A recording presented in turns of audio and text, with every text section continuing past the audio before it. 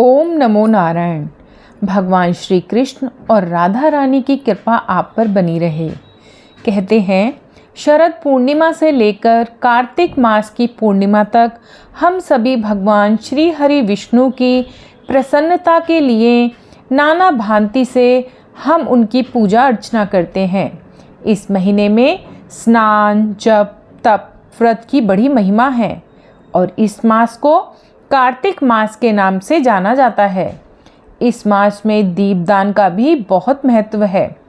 वैसे तो हमें नित्य प्रति अपनी तुलसी की पूजा करनी चाहिए, लेकिन कार्तिक महीने में तुलसी महारानी की पूजा अर्चना का विशेष महत्व है। यह पूरा महीना भगवान श्री हरि विष्णु को समर्पित है और श्री हरि विष्णु को तुलसी बहुत ही प्रिय है। बिना तुलसी दल के वो कोई भी भोग स्वीकार नहीं करते। अतः कार्तिक महीने में लोग तुलसी महारानी की विशेष पूजा अर्चना करते हैं। तुलसी की पथवारी बनाते हैं। इस महीने में कई नियम धारण करते हैं। ज़्यादा से ज़्यादा भगवान की कथाओं का श्रवण करते हैं। उनकी विभिन्न लीलाओं का, उनके स्वरूपों का वर्णन करते हैं। उनकी कथाओं को कहकर, सुनकर मन प्रसन्नचित हो जाता है। श्री हरि की पूजा अर्चना करने से माता महालक्ष्मी की कृपा भी स्वतः ही प्राप्त हो जाती है। कहते हैं जैसे युगों में सतयुग, नदियों में गंगा, उसी प्रकार 12 महीनों में कार्तिक मास सर्वोत्तम माना गया है और ये भगवान को बहुत अधिक प्रिय है। कार्तिक मास में जो व्रत हम धारण करते हैं उसे ऊर्जा व्रत कहा जाता है। सभी तीर्थ स्थलों के दर्शन, स्नान करने से जो पुण्य फल की प्राप्ति हमें होती है वह सिर्फ कार्तिक में जप तप व्रत करने से प्राप्त हो जाती है। इस मास को में यदि थोड़ा सा भी समय निकालकर हम भगवान की पूजा करें तो भगवान अपने भक्तों को अपना धाम प्रदान करते हैं। इस मास को दामोदर मास भी कहा जाता है, क्योंकि इसी मास में भगवान ने मैया यशोदा के साथ मिलकर ऊखल बंधन लीला की थी। यह लीला कार्तिक मास में दीपावली के दिन यह लीला उन्होंने की थी।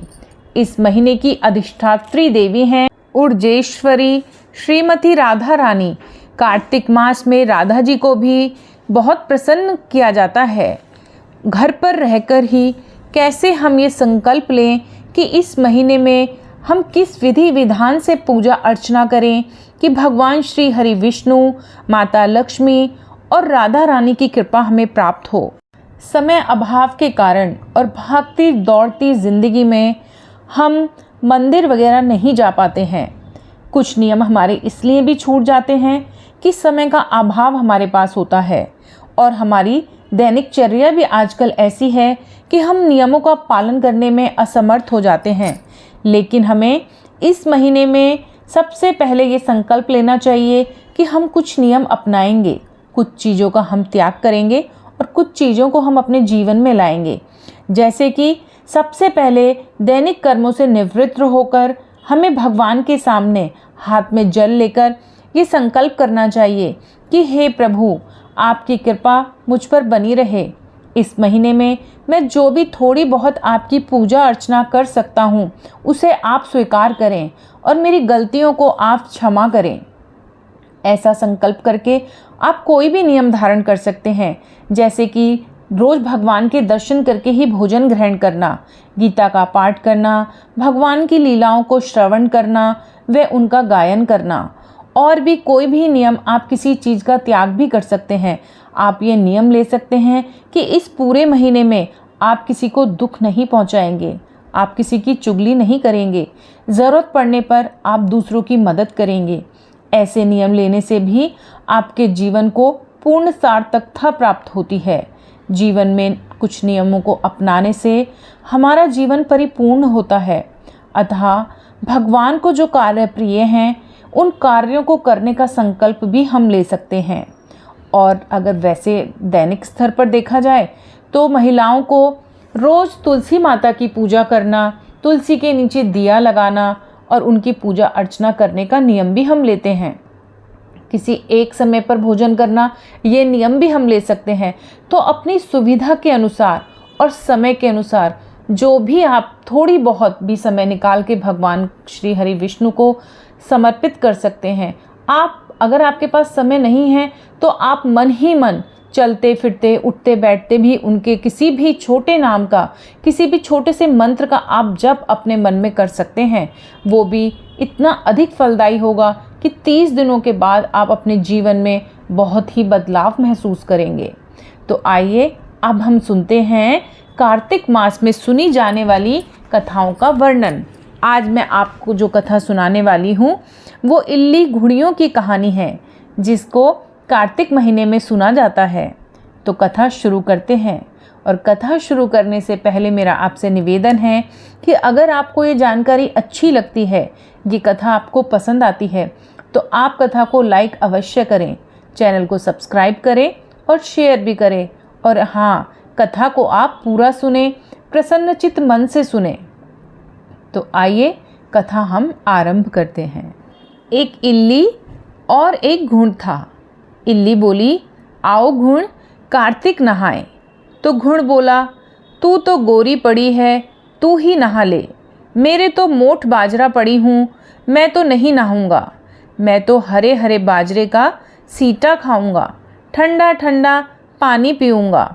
बाद में इल्ली तो राजा की लड़की के पल्ले लगकर चली गई और घुड़ नहीं नहाया। कार्तिक उतरते ही दोनों मर गए। बाद में इल्ली ने कार्तिक नहाने के कारण राजा के घर जन्म लिया और घुड़ राजा के घर गधा बना। जब बेटी का विवाह का साया निकलवाया तो विवाह का दिन निकल गया और ससुराल जाने के लिए विदा होने लगी तो बेटी की बैलगाड़ी रुक गई। तो राजा रानी बोले कि बैलगाड़ी क्यों रुक गई, तुझे जो चाहिए मांग ले। तब लड़की बोली, यह गधा मुझे चाहिए। तो वह बोले, अरे यह क्या मांगा, यह मत ले जा, चाहे और धन दौलत ले जा।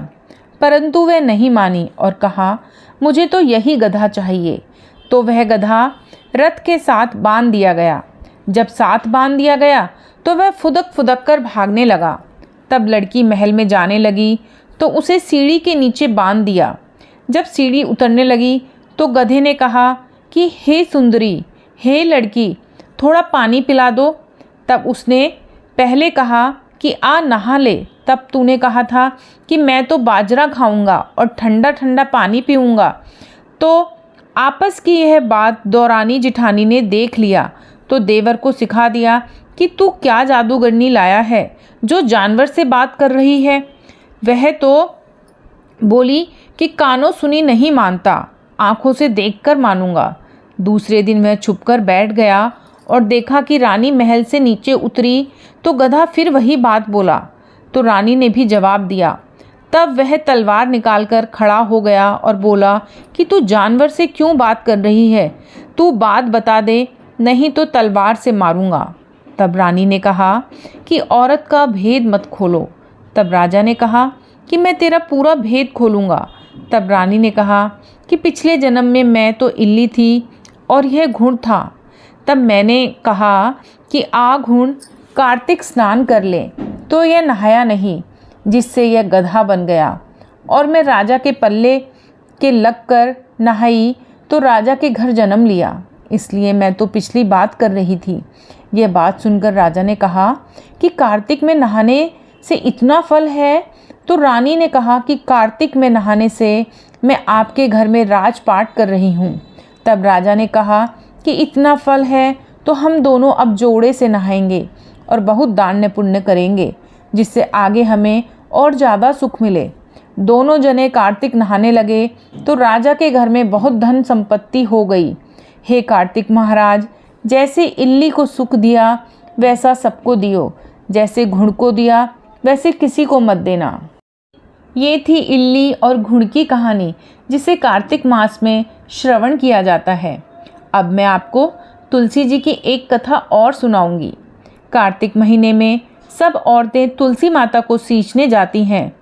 सब तो सींच कर आती, परंतु एक बुढ़िया आती और कहती कि हे तुलसी माता, सत की दाता, मैं तेरा बिरला सींचती हूँ, मुझे बहू दे, पीले रंग की धोती दे, मीठा मीठा गाज दे, बैकुंठ में वास दे, चटक की चाल दे, अच्छी मौत दे, चंदन का काठ दे, अच्छा राज दे, दाल भात खाने को दे और 11 के दिन दे, कृष्णा का कंधा दे। तब तुलसी माता यह सुनकर सूखने लगी। तो भगवान ने पूछा कि हे तुलसी, तुम क्यों सूख रही हो? तुलसी माता ने कहा, मेरे मन की मत पूछो। तो भगवान ने कहा कि अगर मैं नहीं पूछूंगा तो कौन पूछेगा? तो तुलसी माता ने कल कहा कि एक बुढ़िया रोज आती है और यही बात कह जाती है, परंतु मैं सब बात तो पूरी कर दूंगी, लेकिन कृष्णा का कंधा कहाँ से दूंगी? तो कृष्ण भगवान बोले कि जब वह मरेगी तो मैं अपने आप ही उसे कंधा देने आ जाऊंगा। तू बुढ़िया माई से कह देना। बाद में बुढ़िया माई मर गई।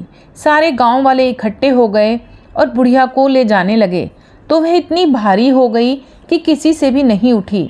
तब सब कहने लगे, अरे यह तो इतनी पूजा पाठ करती थी, पाप नष्ट होने की माला फेरती थी, फिर भी भारी हो गई। बूढ़े ब्राह्मण के वेश में भगवान आए और सबसे पूछा कि अरे ये भीड़ कैसी है? तब आदमी बोले कि यह बुढ़िया मर गई है, पापड़ी थी, इसीलिए किसी से नहीं उठती। तो भगवान ने कहा, मेरे को एक बात कान में कहने दो तो उठ जाएगी। तो भगवान ने कान के पास जाकर कहा कि बुढ़िया माई, मन की निकाल ले, पीताम्बर की धोती ले, मीठा मीठा गास ले, बैकुंठ का वास ले, चटक की चाल ले, चंदन का काठ ले, झालर की झनकार ले, दाल भात को जीम और कृष्ण का कंधा ले। फिर यह बात सुनकर बुढ़िया माई हल्की हो गई। भगवान जी अपने कंधे पर ले गए और उसे मुक्ति मिल गई। हे तुलसी माता, जैसे उसकी मुक्ति करी वैसे हमारी भी करना, और जैसे भगवान ने कंधा उसको दिया वैसा हमें भी देना। तो कहानी सुनने वाले को और कहानी कहने वाले को भगवान श्री हरि विष्णु की कृपा प्राप्त हो। कहानी में हुंकार अवश्य भरे। जब भी आप कोई भी कथा श्रवण करते हैं तो हाथ में किसी भी चीज़ के कुछ दाने ले लें, किसी भी अन्न के, चाहें तो कुछ फूल ही रख लें, और कथा सुनने के बाद उनको जहाँ पर आप बैठे हैं वहाँ पे उसका समर्पण कर दें। धन्यवाद।